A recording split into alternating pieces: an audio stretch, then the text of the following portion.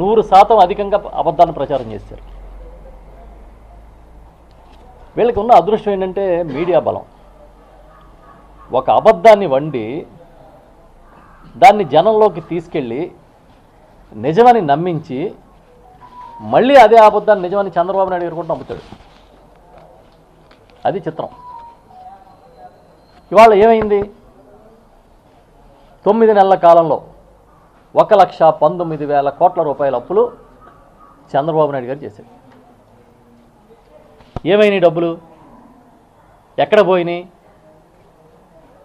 ఏం చేశారు? ఏ ఒక్క పథకమైనా అమలు చేశారా? సూపర్ 6 మనందరం సూపర్ సిక్స్ అని మాట్లాడుతున్నాం.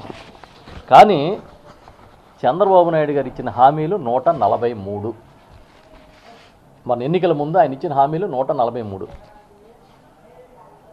ఈ 143 హామీల్లో ఎన్ని అమలు చేశారంటే చెప్పండి మీరే. సుమారు 800 రూపాయలు ఆ దీపం కనెక్షన్ల కోసం ఆ సిలిండర్, ఒక్క సిలిండర్కి డబ్బులు వేశారు. అది కూడా ఏడాదికి 3 సిలిండర్లు ఉచితంగా అన్నప్పుడు ఈ 9 నెలల కాలంలో ఎన్ని సిలిండర్లు వచ్చి ఉండాలి ఉచితంగా? అది మోసమే.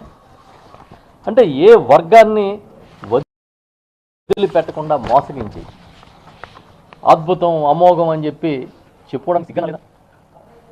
సాక్షాత్తు అసెంబ్లీ వేదిక మేంచి మోసం చేస్తారా? ఇవాళ కౌన్సిల్లో కూడా ఒక ఆసక్తికరమైన చర్చ జరిగినట్టుగా చూశాను టీవీలో. గవర్నర్ గారితో ఎప్పుడూ ఎవరో చెప్పించినట్టుగా నిన్న ప్రసంగం చెప్పించారు. ఆయనతో విధ్వంసకర పాలన లాంటి పదాలన్నీ వాడించారు. 4 లక్షల ఉద్యోగాలు కల్పించినట్టుగా చెప్పించారు. ఇప్పుడు ఏమంటున్నారు లోకేష్ గారు, మా గౌరవ సభ్యురాలు ఎమ్మెల్సీ గారు వరదు కళ్యాణి గారు మాట్లాడితే, మీరు ఇంగ్లీష్ చదవండి తెలుగు కాదు అంటున్నాడు ఆయన. ఆయన ఒక్కడే ఇంగ్లీష్ చదవాలి, మిగతా వాళ్ళందరూ తెలుగు చదువుకోవాలి. ఎందుకంటే ఇంగ్లీష్ మీడియం పెడతాను అంటే జగన్ గారు వ్యతిరేకించింది ఎవరు? మీరే కదా. చచ్చ ఈ తెలుగు కాదు పక్కన పెట్టండి, ఇంగ్లీష్ చదువుకోండి అంటున్నాడు. అంటే ఇంగ్లీష్లో ఒక రకమైన వెర్షను, తెలుగులో ఒక రకమైన అభిప్రాయాన్ని మీరు వెల్లడిస్తారా? తెలుగులో ఇచ్చేసాం ఉద్యోగాలు 4 లక్షలు అని చెప్పి ఇంగ్లీష్లో ఇవ్వగల అవకాశాలు ఉన్నాయని చెప్పామంటున్నారు. అంటే ఒక్కో భాషలో ఒక రకంగా వస్తుంది అర్థం. ఇది చేతకాంతనం కాదా? మా leader of opposition council Botsa Satyanarayana గారు మాట్లాడితే దాని గురించి వైస్ ఛాన్సలర్ల గారి గురించి పెద్ద డిస్కషన్ జరిగింది.